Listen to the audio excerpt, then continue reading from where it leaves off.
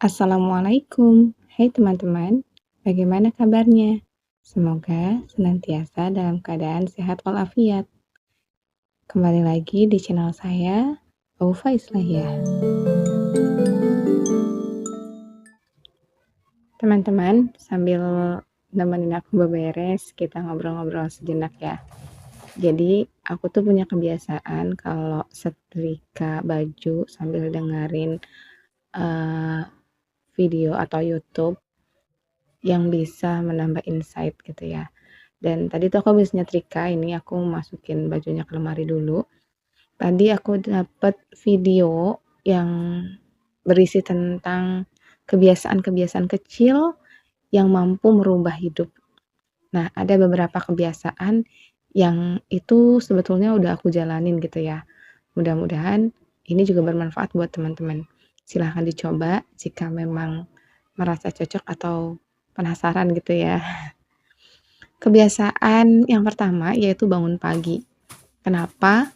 Karena bangun pagi itu memberikan waktu atau memberikan ruang untuk kita memulai hari lebih siap lagi, lebih prepare.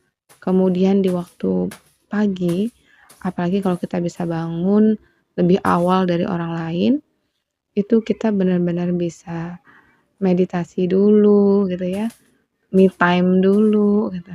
Entah dengan segelas teh hangat gitu, atau sekadar menikmati udara segar sendirian gitu. Seperti itu. Jadi kerasa banget deh kalau bangun pagi kita persiapan untuk menjalani hari, pagi dan siang sampai sore itu benar-benar siap gitu. Kemudian kebiasaan yang kedua yaitu minum air putih. Nah, minum air putih ini tuh benar-benar apa ya, butuh effort banget sih buat aku yang jarang banget minum air putih. Beneran kalau nggak makan tuh nggak minum. Dan beberapa hari ini aku paksain kalau bangun tidur tuh harus minum air putih.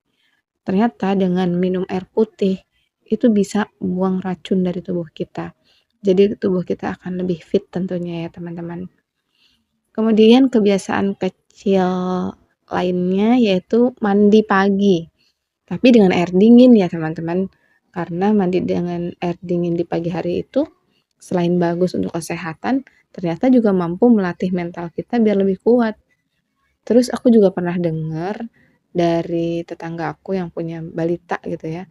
Katanya kalau anak balita juga dimandikan dengan air dingin di pagi hari, itu bisa membuat tubuhnya lebih kuat gitu loh.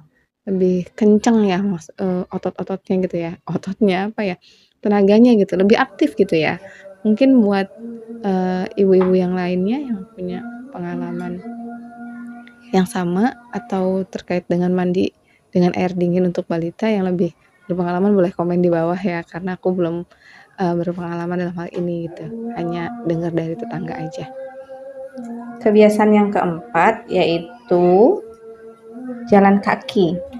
Jalan kaki itu bikin pikiran kita adem ya, dan teman-teman juga mungkin udah tahu beberapa manfaat dari jalan kaki, apalagi di pagi hari gitu. Pertama, mungkin bisa menambah kebugaran gitu, tubuh, kemudian otot-otot kaki, kemudian juga bisa terhindar dari stres karena jalan kaki itu bikin hati dan pikiran kita juga fresh, melihat lingkungan sekitar dan lain sebagainya. Kemudian aktivitas berikutnya yaitu jauhkan HP di pagi hari. Coba deh teman-teman, saya sudah menjalankan poin keempat dan kelima ini, jalan kaki dan menjauhkan HP di pagi hari. Itu beneran deh, kerasa banget bisa merubah hidup kita dan memastikan hari kita berjalan dengan baik. Itu berawal dari pagi.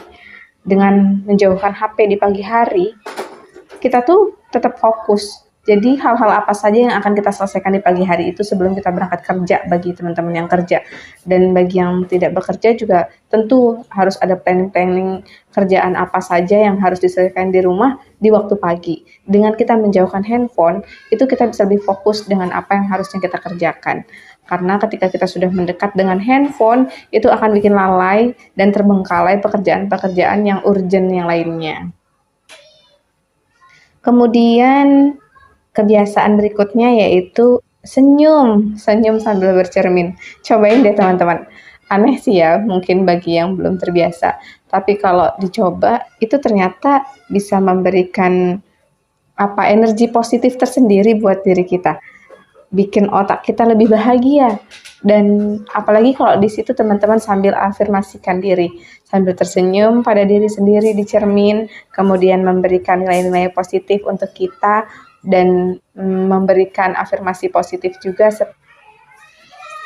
Aktivitas selanjutnya atau kebiasaan selanjutnya yaitu coba sesekali puasa deh teman-teman. Kalau misalnya kita sudah terbiasa Senin Kamis atau dapat seminggu sekalinya aja, Seninnya aja atau Kamisnya aja gitu ya. Cobain deh. Efeknya tuh sangat luar biasa. Tubuh tuh akan lebih pulih.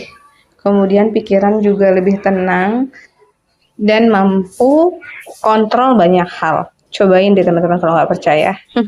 Terima kasih sudah nonton sampai akhir. Jangan lupa like dan subscribe. Wassalamualaikum warahmatullahi wabarakatuh.